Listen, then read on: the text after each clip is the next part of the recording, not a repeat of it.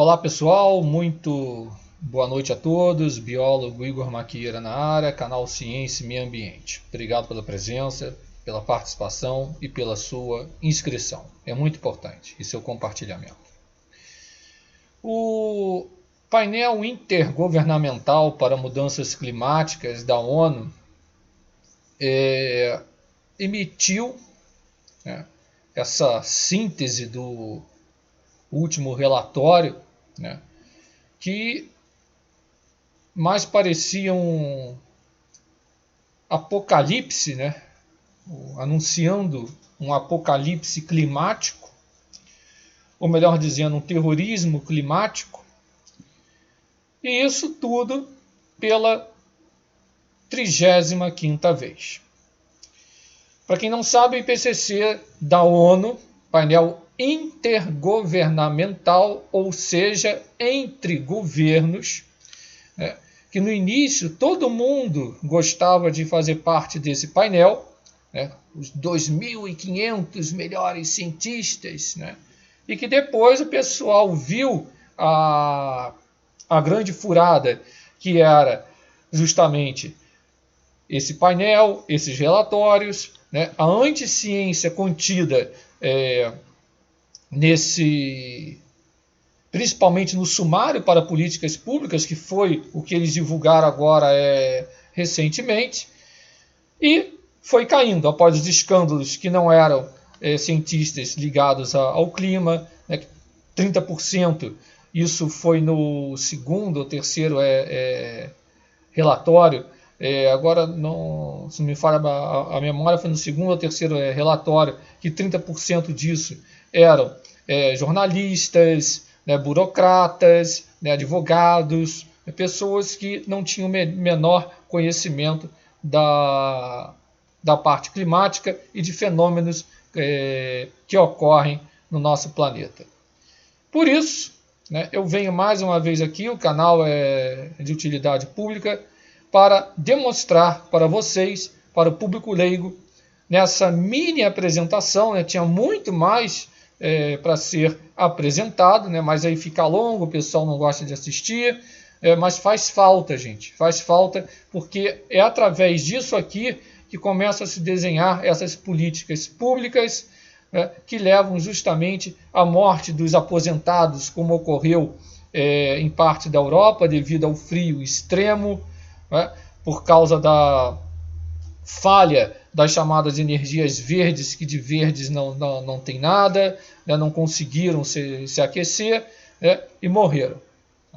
Então, nessa apresentação que eu estou abrindo aqui agora, vocês vão entender de forma bem didática, e bem geral como a gente chegou nessa panaceia, nessa histeria de crise climática, onde não existe nada de crise climática. Vamos lá, vem comigo, vamos junto.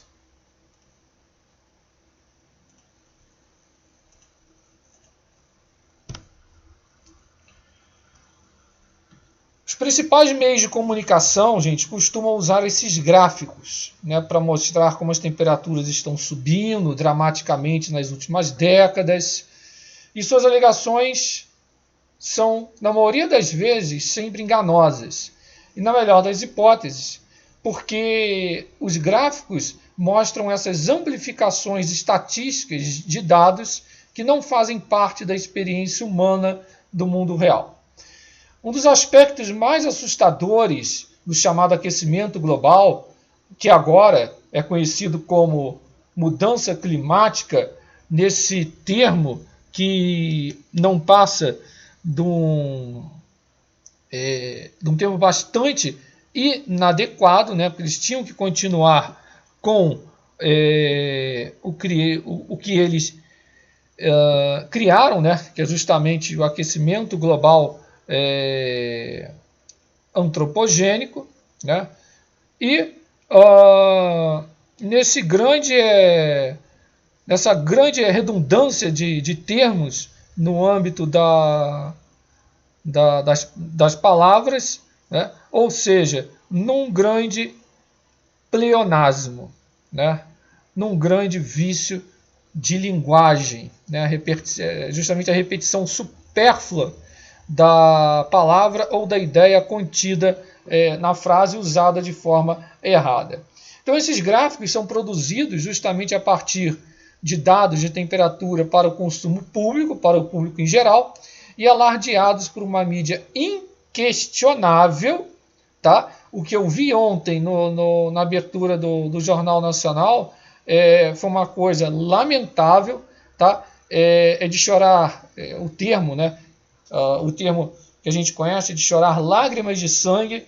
Eu me imagino como é que os geólogos, né? Os geólogos, os catedráticos, não esses chapa branca, que a gente chama, né, de ter que escutar que a maior concentração de gás carbônico nos últimos 2 milhões de anos. E mesmo que fosse, tá, a história climática, paleoclimática, que esse pessoal insiste em desconhecer, ou insiste em desconhecer propositalmente, de forma proposital, insistindo na ladainha que o gás carbônico é um grande controlador e alterador do clima da Terra, onde em poucos slides mais à frente, novamente eu gostaria de mostrar mais, tá? Mas eu tenho material riquíssimo aqui no canal que vocês podem acompanhar. Tá? E eu até costumo falar que cada relatório do IPCC é a notícia velha, é a notícia repetida. Tá? Eles não mudam o discurso, mas realmente está bem mais exagerado, tá? E isso gera e vai gerar vários transtornos para a sociedade, tá? Porque quem exagera no argumento prejudica a causa. E justamente o argumento é falho, a hipótese ela é invalidada através de dados, através da climatologia séria, né, do princípio, né, se valendo do princípio da similaridade da climatologia, isso cai por terra. Então, esses gráficos são utilizados justamente, né, e ampliados usando métodos de anomalia de temperatura. Inclusive, a imagem ao lado aqui da UCAR, né,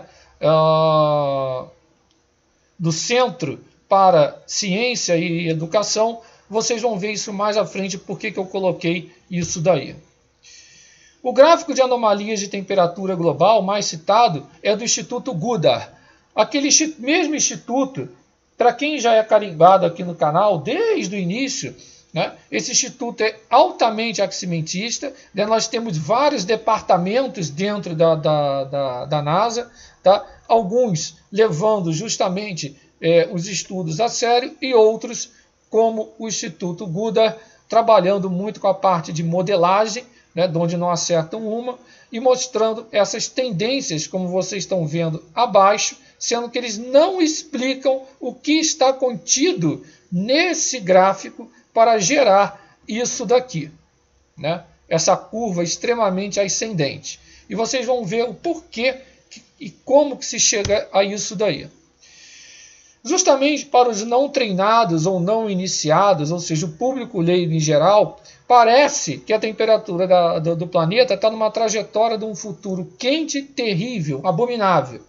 E às vezes, ou melhor, quase sempre aqui no Brasil, os meios de comunicação, como os jornais diários ou como o tão conhecido The Guardian, pegam esses dados e fazem seus próprios gráficos para torná-los ainda mais íngremes e assustadores. E isso é muito fácil de se produzir. Como gráfico altamente amplificado estatisticamente de seu artigo de 2019, que está na figura abaixo. Porém, no mundo real, as pessoas não experimentam, vamos dizer assim, o clima, e sim o tempo, né? Justamente nós temos essa diferença de tempo e clima, né? O clima, perdão, né, é a síntese do tempo no período mínimo de 30 a 35 anos ou mais. E eu prefiro colocar esse mais bem alongado quando a gente trata de um planeta de mais de 4 bilhões de anos. Então, temperaturas anuais, mensais, ou seja, o que a gente experimenta é o tempo, entre aspas, no dia a dia, tá? Onde um dia pode ser um pouco mais quente, o outro mais frio, a gente pode ter novos recordes ou não, isso tudo dependendo também da vulnerabilidade da cidade ou do local onde a gente esteja ali com a nossa ocupação, né? Do local que a gente está ocupando. Isso é normal, mas tais registros são muitas vezes retratados pela mídia como a evidência das mudanças climáticas, quando dos eventos extremos. E não explicam o fenômeno, não explicam como está o oceano. Né? Agora, até recentemente, foi descoberto mais dados sobre bolhas, né? Mas isso numa profundidade extremamente acentuada do oceano. Depois eu vou ver até se eu divulgo isso. Bolhas quentes, para vocês entenderem, que sobem até a superfície. Já falei aqui no canal também sobre as ondas de Kelvin, tá? Que pode desencadear, inclusive, até El Ninhos. Isso tem a ver com a parte de energia de placas tectônicas ali no fundo oceânico, para todos compreenderem também. Agora, isso faz parte das variações naturais da atmosfera. El Ninhos, Laninhas, oscilações de Madden-Julian, a Index, a oscilação antártica, oscilações no Ártico, as oscilações oceânicas, o ciclo nodal lunar de 18,6 anos, que quando atinge um pontinho ali sendo didático aqui, um pontinho do pico ali desse ciclo nodal lunar, acontece como aconteceu em 2007, um dos maiores degelos no Ártico. Nós estamos caminhando para o maior degelo no Ártico, então, lá por volta de 2025. Então, se pegou todo esse conhecimento, se joga na lata do lixo e se traduz tudo como mudanças climáticas ou aquecimento global. E, na verdade, é duvidoso que os humanos notassem um aquecimento moderado que tivemos no século passado, visto que o corpo humano, muitas das vezes, não consegue nem distinguir entre 57 e 58 graus Fahrenheit. Estou pegando dados aqui, justamente, de temperaturas oficiais do outro hemisfério. Tá? E muito menos a longo prazo.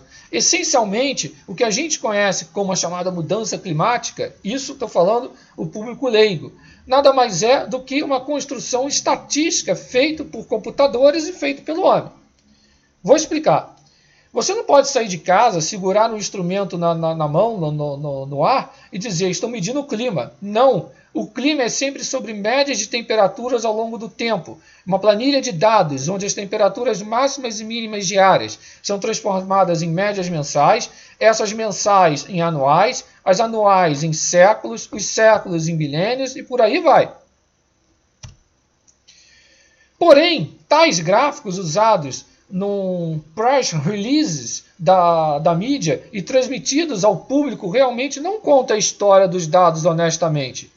Eles omitem uma grande quantidade de informações básicas meteorológicas, como o fato de que nos últimos 40 anos nós tivemos uma série de eventos climáticos de forma natural, um El Niño, lembrando que o El Niño causa elevação do nível do mar, o El Niño causa elevação das temperaturas na ordem de muito mais, podendo chegar a muito mais de 1 grau Celsius. E esses El Niños, que é a parte ali do Pacífico, agora esses El Niños, lembrando a parte ali do Pacífico Equatorial, a região T3.4 do fenômeno, enfim, eles vão aquecer, é o aquecimento anômalo das águas do Pacífico naquela região, ou o resfriamento, como foi no caso do Laninha, agora nos últimos 3 anos e alguns meses, que corroboram, inclusive, com a queda das temperaturas medidos.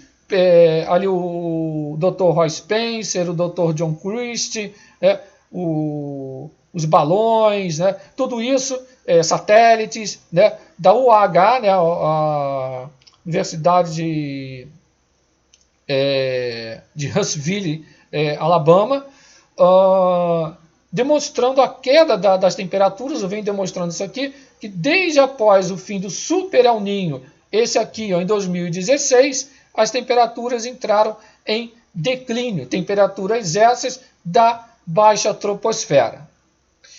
E esse aquecimento também, sabidamente, né, a gente sai da pequena idade do gelo, que ocorreu entre 1650 e 1850, então, sabidamente, íamos ter um aquecimento, lembrando que nós estamos no interglacial prolongado, e esse interglacial realmente ele é mais quente, mas esse gráfico aqui, justamente, eles não colocam em 83, aqui, ó, por aqui assim, em 98 e 2006, que foram 2 super El Niños, eventos naturais que ocasionaram isso daí. Não só o El Niño, tá? Por quê? Por causa disso aqui. Essas estações, elas estão localizadas nos chamados centros urbanos, né? E o hemisfério norte, sabidamente, ele é mais quente que o hemisfério sul. Agora, onde estão essas estações? E o que acontece? Essas medições de temperatura da superfície global são altamente poluídas. Tá? E quando se pegam, como já demonstrado aqui no canal, as medições de temperaturas dos satélites, né, que são massageados, são torturados esses dados até se colocar o que eu quero. Né? Para bom entendedor, meia palavra basta. Agora, então os efeitos dessa localização relacionados ao dissipador de calor local, que vai influenciar as temperaturas para cima, como um estudo recente de 2022, que foi documentado aqui, eu não estou achando esse vídeo, não sei se deu algum erro, né, que foi a corrupção generalizada das estações de monitoramento climático. Né? 96% dessas estações pesquisadas, nem mesmo, isso no hemisfério norte, nem mesmo atendem aos padrões que tem que ser, os padrões exigidos, né, e publicados para observações mais precisas, isso segundo os próprios dados que eles colocam. Né? Então aqui é a EPA, né, a Agência Ambiental, tá? Eles mesmos colocam, né, reduzir o efeito de ilha de calor urbano, sendo que esses dados eles entram nesses relatórios. Né? Não adianta eles falarem, não entra. Não entra sim, porque os últimos relatórios, inclusive do IPCC, eu tenho esses dados salvos, né? Esses dados entraram, inclusive foram até introduzidos numa tese de doutorado da USP, né? da doutora Daniela Onça. Então, esse estudo, né, ele descobriu que aproximadamente 96% das estações de temperatura dos Estados Unidos usadas para medir a chamada mudança climática não atendem ao que o National Oceanic, aí eu traduzi, né, Administração Nacional de Oceanos e Atmosfera, né, a NOAA, que considera a colocação aceitável e não corrompida por seus próprios padrões publicados. Né? Então, fugindo aos padrões exigidos, tá, pelo órgão, eles não seguem esses padrões. Tanto é que vocês podem ver aqui, né, a contaminação desses dados de apenas... Aqui é uma imagem, né? Eu podia colocar milhares de imagens, não ia acabar hoje. Né? Até quando eu dava as minhas palestras, os mini cursos, eu cansei de demonstrar isso daqui. Então, utilizando um conjunto de dados global do Instituto Goddard de Estudos Espaciais da NASA, a diferença é muito simples. Nós temos a versão absoluta medida e a anomalia, que é a estatisticamente ampliada da temperatura global. Agora vocês vão entender. Isso é feito fazendo o procedimento inverso também, conforme descrito em como medir a temperatura média global em 5 etapas. Né? No início aqui, né, eu demonstrei justamente isso. Por isso que eu falei para vocês ficarem atentos. Então, o que, que acontece? Neste cálculo, a temperatura normal da Terra é assumida em 57,2 Fahrenheit, graus Fahrenheit. E isso é simplesmente adicionado à temperatura de anomalia relatada pela NASA, pelo GIS, que é cientista, para obter a temperatura absoluta. A base desse número vem do próprio NASA, vem da própria NASA, GIS, de sua página de perguntas frequentes, como capturado em agosto de 2016. Está ali, né? Está aqui, né? 57,2 Fahrenheit. Vamos lá. É claro que o que o GIS fez? Removeu desse link, né? Ele removeu os dados, tá? Isso vocês podem conferir numa consulta básica, né? Deixa eu ver aqui, eu coloquei o link aqui, ó. Tá o link aqui, tá? São muitos links que estão sendo utilizados aqui de dados, para depois não dizer que é isso ou aquilo. Para evitar justamente que as pessoas façam da sua casa o que eu estou fazendo aqui, né? Fornecendo os dados de temperatura absoluta e uma apresentação gráfica não assustadora, feita na escala de como os humanos experimentam a temperatura da Terra onde vive. Então, para isso, vamos escolher aqui a faixa de temperatura entre menos 20 a mais 120 Fahrenheit. Então, que representa a baixa temperatura ali no inverno, perto do Círculo Polar Ártico, e a alta temperatura do verão em muitos desertos populosos, como no Oriente Médio. Aí o que acontece? Se você colocar aqui, ó, quanto mais você colocar escalas decimais aqui, mais esse gráfico vai dar para cima. E sabidamente, novamente repetindo, nós tivemos fenômenos aqui que propiciaram essa elevação, como já explicado nos slides anteriores. Quando a gente coloca, né, tá aqui, ó, Global Warming in the Scale of Human Temperature Experience, né? Então, tá aqui, ó, NASA, GIS, né, Annual Global Land Mass Ocean Temperature 1880 a 2022. Quando a gente coloca aqui, né, o gráfico não é alarmista. Agora, vamos supor que eu coloque aqui, ó, 0, aí eu coloque 0,1, 0,2, 0,3, 0,4, 0,5, ou mais ainda, 0,1, 0,1, 0,12, 0,13, 0,14, até chegar aos 120. Aí vai dar um curvão, né, aquela coisa assim, né? Mas não explicam o que está causando essas temperaturas. Uma outra coisa que me chamou a atenção ontem no jornal, e que lamentavelmente foi um erro assim, grosseiro, tá? Eu não sei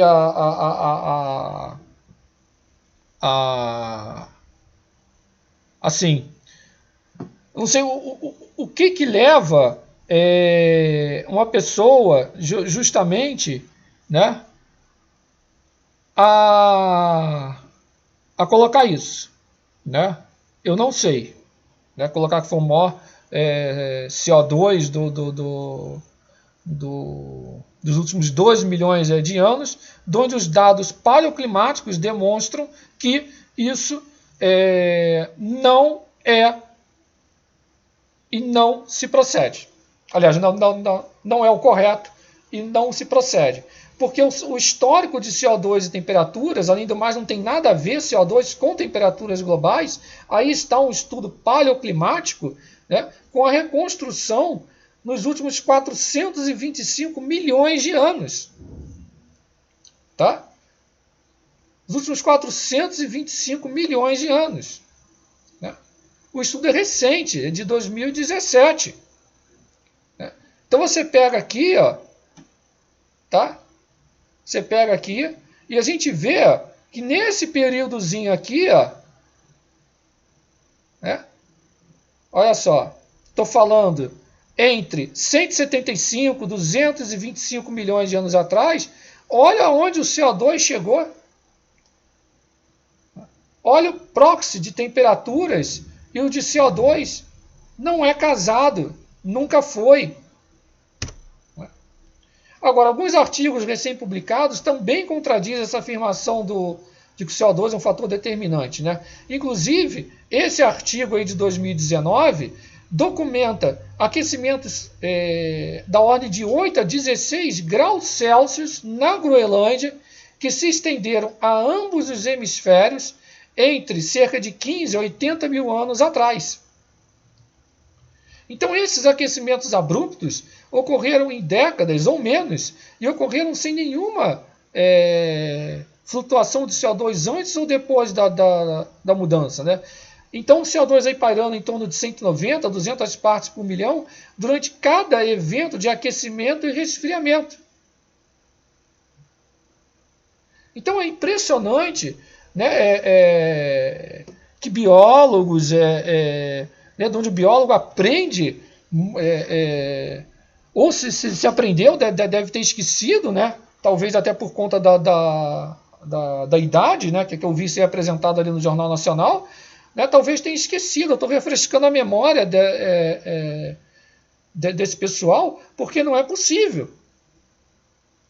Né, uma pessoa, né, um biólogo, um geólogo que se preze, um climatologista sério que se preze, né, conhece a história climática desse planeta. Porque se não conhece, lamentavelmente, olha, não pode ficar ali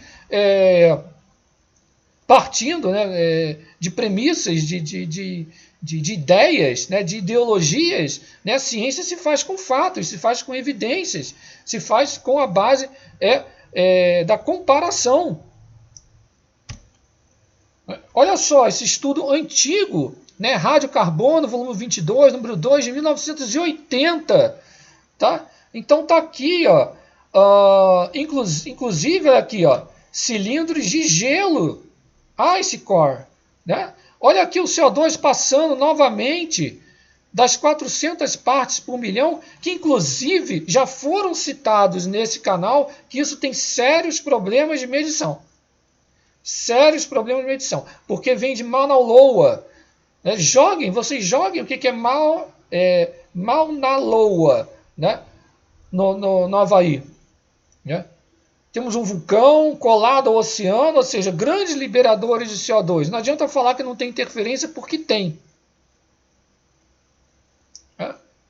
Então, novamente aqui também, ó, encostando em 400 partes por milhão. Nós já tivemos períodos, só para vocês terem uma ideia, quer dizer, agora eles desceram ainda mais, né? Passaram de 2 graus para 1,5 grau, e para quem não sabe, esses 2 graus foi citado por um senhor, né, assessor ambiental, né, um físico, se eu não me engano, o Schnuber, né? Schnuber, acho que é assim a pronúncia, sempre me enrolo na pronúncia desse homem, que ele vai a uma revista, né, a The Spiegel, e ele chutou isso ficou.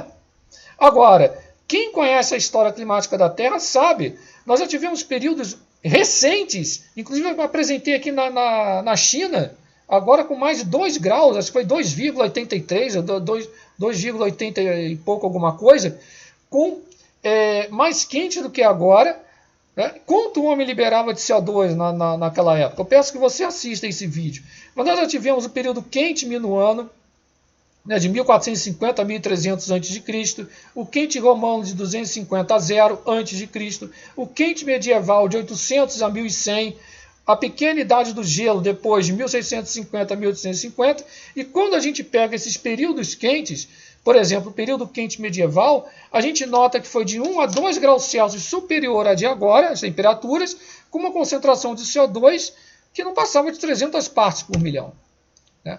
Aí um outro estudo recente, esse de 2021, tá? Publicado na Annual Reviews, que colocou o CO2 variando de 150 a 600, 750 partes por milhão ao longo dos últimos 4 milhões de anos. Né? Inclusive presumindo que o nível de CO2 atmosférico é a única variável na determinação do pH global do oceano, os autores também afirmam que o pH da água do mar tem variado entre 7,9 e 8,3 desde o início do Plioceno. Isso colocando isso daí. Né? Outro estudo de 2021, né, de Seki e Bendler, né, variando de 150 a 600 partes por milhão nos últimos 4,5 milhões de anos. Isso é uma coceirinha para um planeta de bilhões de anos. Ô, minha gente, né? Não preciso chegar aqui e citar nomes, né? O que eu vi ontem no Jornal Nacional é uma barbaridade. Aquilo é um escândalo. Aí colocou, porque no final eu vou voltar aqui e vou colocar o que eles falaram das populações. Vocês têm que ler o estudo desse carinha aí, né? O biólogo alemão, o Ernest Beck, ele fez mais de 90 mil medições diretas de CO2. Então, olha aqui. Aqui pega de 1939 a 1941. Então vocês podem notar, né, os fisiologistas vegetais tinham muito essa preocupação em medir o CO2 atmosférico. E o IPCC da ONU, inclusive, trocou esse método de medição. Tá? Depois, no final, posso até abordar isso, se eu me lembrar aqui, que isso é interessante, né? Ele troca essa metodologia de medição sem explicar o porquê, mas aqui, claramente, o CO2 ultrapassando as 400 partes por milhão. Aliás, só para vocês terem uma ideia, né, tivemos períodos frios, bem frios mesmo no planeta, onde o CO2 estava numa concentração gigantesca e o planeta era praticamente uma bola de gelo. Aqui também, aqui é de 1800 até 1970. Então, olha só aqui, 1810, né? Aqui, 1815, 1820, né? Olha, ultrapassando, né? Depois aqui, quando pega aqui, 1940 e pouco aqui, agora falhou o mouse aqui, né? Ultrapassando. Agora, temperatura e CO2 nos últimos 420 mil anos. Né? Cilindros de gelo de Vostok. Trabalho publicado na Nature. E olha que a Nature adora um cientista. Vostok Ice Core. Então, tá lá.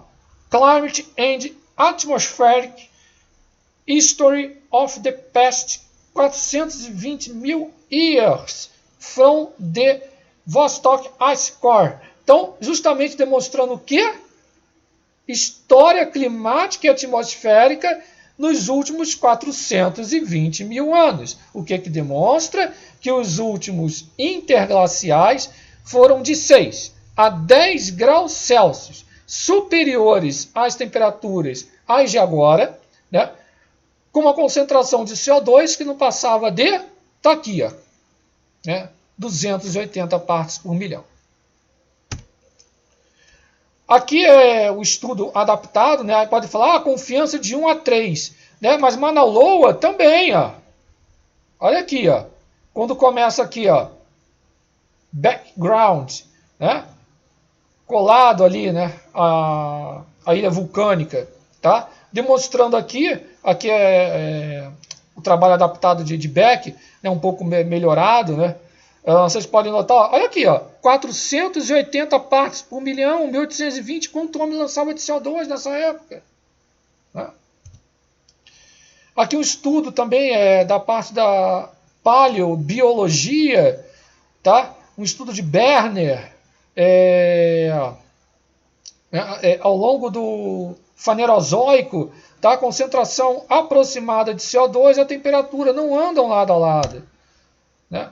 E o IPCC é um repeteco de erros, porque ele é criado em 88, então vou fazer um retrospecto. Em 2021, Código Vermelho para a Humanidade. 2020, o aviso final. Em 1989, ONU prevê, que ele é ligado à ONU, prevê desastre se o aquecimento global não for controlado. Né? E eles colocaram que se não fosse revertido até 2000 a situação, não estaríamos mais aqui. Aí fala, inundações costeiras, quebras de safra, êxodo de ecos refugiados, é o mesmo discurso. Eles criaram agora a cartilha para refugiados climáticos para até 2030, 2000, alguma porcaria aí. né? E ninguém cobra dessa gente. Então é um desserviço realmente à ciência. Quem duvida, está aqui. Antes que alguém tente alegar que a afirmação de 89 não foi um aviso real da ONU, porque às vezes eles apagam esses dados, até mesmo os verificadores de fatos do Snopes admitem que foi um aviso real da ONU. Está aqui, ó. Né? Eles colocaram isso. Tá? Então, gente, um reflexo final. Eles colocaram também no jornal ali que parece que 15% da população global está sofrendo mais com os eventos extremos mais frequentes. Não é mais frequente, a nossa observação cresceu. Não é possível pegar até o evento lá do litoral paulista, né, para correlacionar isso tudo. O planeta tem 510 milhões de quilômetros quadrados, nós somos uma formiguinha, a gente não tem esse poder de controlar, de alterar o clima global. Tá? Essas populações vivem, vocês mesmos na reportagem entram em contradição ao falar da vulnerabilidade. Né? As pessoas que estavam ali estavam bem vestidas, com óculos de luxo, né? Ganham muito bem para repetir aquele discurso. Né? Faço o que eu digo, mas não faço o que eu faço. Eu quero ver essas pessoas não viajarem mais de avião, de ônibus, doarem seus carros, né? Morarem numa casa de garrafa PET, sem ar-condicionado, sem ventilador, sem nada. Eu gostaria de ver essas pessoas fazendo isso e se alimentando de sol, de mel ou de terra, não sei. Né? Porque, lamentavelmente, ou seja, as pessoas não estão tendo moradia adequada. Aí vão para a área de risco, porque é onde essas pessoas podem morar. Né? Infelizmente, a realidade não só aqui do país, como eles mostraram ali, se não me engano, grandes partes da África e outros locais, que sempre, reparem isso, sempre quando ocorre isso, são lugares onde moram o quê? As populações mais vulneráveis. É sempre a mesma coisa. Né? Então é muito fácil colocar previsões para daqui a 100 anos, quando vai estar todo mundo morto, e ninguém cobra. Como ninguém cobra agora desse pessoal. E além de não cobrarem, continuam dando crédito às mesmas pessoas, que são aquelas que lá fora fazem parte dos mais de 50 anos, né, de previsões fracassadas. Ninguém cobra. Ninguém vai lá. Ninguém vai lá cobrar o que o IPCC da ONU disse em 89, um ano após a criação do painel, para falar que o ano de 2000 passou e nenhuma grande nação foi varrida da face da Terra pelo aquecimento global. Pelo contrário, a gente pega dados aí de vários locais que a expectativa de vida cresceu. Veja o que está ocorrendo na França. O próprio Brasil, com todos os problemas. Veja o recorde de safras que o Brasil, que é o grande alimentador do mundo, bate. E ocupando uma área pequenininha para a plantação. Um absurdo. Um absurdo. Assim como nada de ruim acontecerá diante dos últimos alertas da ONU, os dados do mundo real são demonstrados aqui nesse canal quase que diariamente. Agora, a minha única preocupação é a seguinte: isso tudo é uma charada ridícula, né? E uma charada bem sem graça. É com os jovens que estão extremamente ingênuos e que levam esses avisos a sério e se sentem angustiados porque os mais velhos não estão agindo. Não estão mostrando nenhum senso de urgência em impedir o fim iminente do mundo. Aliás, não me venham também com um papo depois de consenso científico. Né? Não existe consenso em ciência. Ciência não é princípio da autoridade. Ciência se faz com base de dados do mundo real. Não com base em mundo de modelagem climática. Né? Como a patifaria, igual que teve agora no Rio de Janeiro, que eu não compareci ao evento, mas eu compareci ao Museu da Manhã, que está ali, né, colado na grande subida do nível do mar. Então por que se construiu aquilo ali? Né? E o prefeito que defende isso foi lá falar do aquecimento global, da subida do nível do mar. Então me fecha o Museu da Manhã.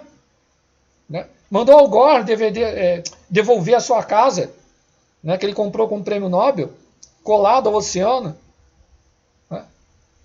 Manda Dubai parar de se expandir. Você acha que essa gente é toda idiota? Vocês acham que essa gente é toda idiota? que acredita nesse discursinho de vocês? Né? Então, a preocupação é essa, né? Não estão mostrando nenhum senso de urgência em impedir o fim iminente do mundo. Agora, porém, contudo, entretanto, pelo menos para algumas pessoas, essa angústia não dura para sempre. Eu espero que não dure. Porque à medida que envelhece, geralmente, né, as pessoas têm que ficar mais sábias. Pelo menos em termos de aprender a julgar a credibilidade dos outros. E a credibilidade dessa gente, aí cabe a você, do outro lado, levar a sério ou não, mas com o material que é apresentado nesse canal, quase que diariamente, esse último material, aliás, que foi apresentado nesse exato momento, né, quantas vezes uma pessoa racional pode assistir ao discurso da ONU e outras supostas figuras de autoridade errarem nessas previsões e ainda dar aceitação inquestionável às suas últimas previsões selvagens de desastres eminentes? Depois de viver 35 anos, merece até um bolo, né? Mas esse bolo com certeza vai vir estragado, vai vir azedo, esse bolo do IPCC. Né?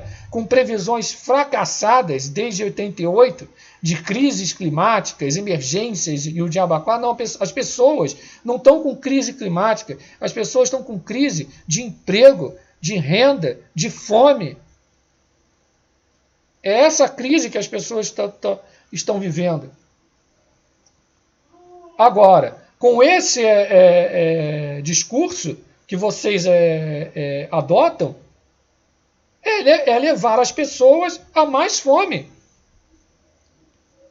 Porque sem acesso à eletricidade, as pessoas não têm nada. Né? Aí colocam, não, tem que ser a solar, a eólica. Eu apresentei um material aqui, inclusive, até com o Dr. Tiago Maia, né, que é astrofísico, em doutorado também na parte de engenharia, demonstrando as mazelas, como são produzidos esses produtos que envolvem trabalho escravo, mineração, terras raras, muito carbono, já que vocês crucificam o carbono. Né? Então, esses sustos do fim do mundo, catástrofes eminentes, né, que não se materializam, a maioria das pessoas aprende a não levar esses pronunciamentos muito a sério, quer admitam ou não. Porque está aí, os dados estão aí. Então, minha evidência para essa afirmação é justamente o fracasso dessas pessoas, que mundo afora é muito mais evidente, até após o escândalo do Climate Gate, ao redor do mundo é muito mais evidente do que aqui no nosso país.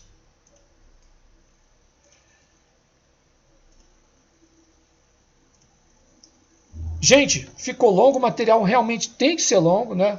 Aliás, é até curto, 40 e poucos minutos, é curto, porque eu tenho que chegar e explicar e demonstrar para vocês justamente um pouquinho, né? Um grãozinho de areia do que está contido por detrás disso daí. Né?